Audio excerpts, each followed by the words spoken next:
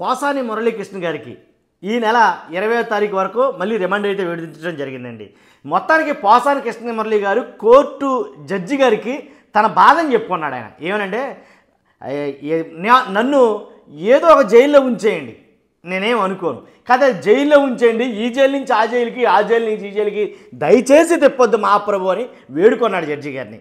కాబట్టి ఎందుకనంటే కనుక ఆయన్ని ఆ పోలీసు వాహనంలో ఇక్కడి నుంచి విజయవాడ నుంచి గుంటూరు, లేదా గుంటూరు నుంచి విశాఖపట్నం ఇలాగా ఇంతంత దూరాలు తిప్పుతుంతో ఆ వాహనంలో నేను కూర్చోలేకపోతున్నాను, పైగా నేను నడవలేకపోతున్నాను, నాకున్న ఆరోగ్య సమస్యలు ఏంటో మీకు చెప్తానని ఒక్కొక్కటిగా తనకున్న ఆరోగ్య సమస్యలన్నీ వివరించాడు ఆయన పోసాని మురళీకృష్ణ గారు. కాబట్టి ఈ వయసులో నన్ను ఈ రకంగా బాధ పెట్టడం సమంజసం కాదు, ఎందుకు తిప్పుతున్నారో తెలియదు, ఎక్కడి నుంచి ఏ స్టేషన్కి తీసుకెళ్తున్నారో తెలియదు, ఈ ఆంధ్రప్రదేశ్ రాష్ట్రంలో ఈ మూల నుంచి ఆ మూలకే, ఆ మూల నుంచి ఈ మూలకే నన్ను తిప్పుతున్నారు, ఎన్ని స్టేషన్లు తిప్పుతున్నారో తెలియదు, ఏ స్టేషన్లు తిప్పుతున్నారో తెలియదు, ఏ టైంలో తీసుకెళ్తున్నారో తెలియదు, ఏ టైంలో తీసుకొస్తున్నారో తెలియదు.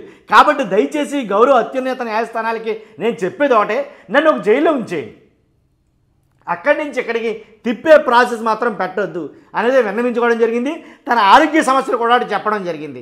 కాబట్టి పోసాని కృష్ణ మురళి గారి మీద వచ్చే కేసులు 1-2 కాదు, ఆల్రెడీ గతంలో మనం వీడియో చేసాం, 16 కేసులు సుమారు ఎన్నో వచ్చాయి రాష్ట్రం మీద. మొత్తం మీద అవే కాదు, ఇంచుమించుగా 30-40 కేసుల దాకా నమోదైనట్టు చెప్తున్నారు సబ్జెక్ట్ కరెక్షన్. మొత్తానికి కేసులన్నింటి మీద ఈ జైలు నుంచి ఆ జైలుకి, ఆ జైలు నుంచి ఈ జైలుకి తిప్పడం అయితే జరుగుతుంది, దాంట్లో ఎలాంటి డౌట్ లేదు. నన్ను అడిగితే కనుక ఆయన చెప్పింది అదే జడ్జి గారికి. కాబట్టి ఏదో ఒక జైల్లో నన్ను ఉంచేయండి, అటు ఇటు తిప్పే విధానం అయితే కనుక పెట్టుకోవద్దు, ఎందుకంటే నా ఆరోగ్యరీత్యా నా శరీరం సహకరించడం లేదు అని అయితే ఆయన మాట్లాడడం జరిగింది. చూడాలి మరి, ఆయన మీద ఆల్రెడీ ఒక కేసుకి అయితే కనుక బెయిల్ వచ్చింది, మరలా ఇప్పుడు మళ్ళీ రిమాండ్ విధించారు, మరలా ఏం జరుగుతుందో తెలియదు. కానీ మొత్తం పోసాని గారు బుక్ అయ్యారని నేను అయితే అంట, దాంట్లో ఎలాంటి డౌట్ లేదు. కాబట్టి ఆయన ఆరోగ్యరీత్యైనా ఒక జైల్లోనే ఉంచుతారా? కుదరదు, మీ ఆరోగ్యం గురించి అలా అంటే అవ్వదు, ఎందుకంటే ఇక్కడ చట్టం ప్రకారం ఏదైతే అది చేసుకుంటూ పోతుంది అని అంటారా ఏంటనేది, పోసాని కృష్ణ మురళి గారి జైలు గురించి ఏంటనేది తెలియాలా ఖచ్చితంగా. చూస్తున్న మీరు అందరూ కూడా మీ అభిప్రాయాన్ని కామెంట్ రూపంలో తెలియజేయండి. ఫస్ట్ అయితే కనుక పోసాని మురళీకృష్ణ గారి పరిస్థితి గురించి మనం మాట్లాడుకోవాలి, కాబట్టి దాని మీద మీ అభిప్రాయం తెలియజేయండి, లైక్ చేయండి, కొత్త వాళ్ళైతే మన ఛానల్ని పక్కగా సబ్స్క్రైబ్ చేయండి. Thank you very much.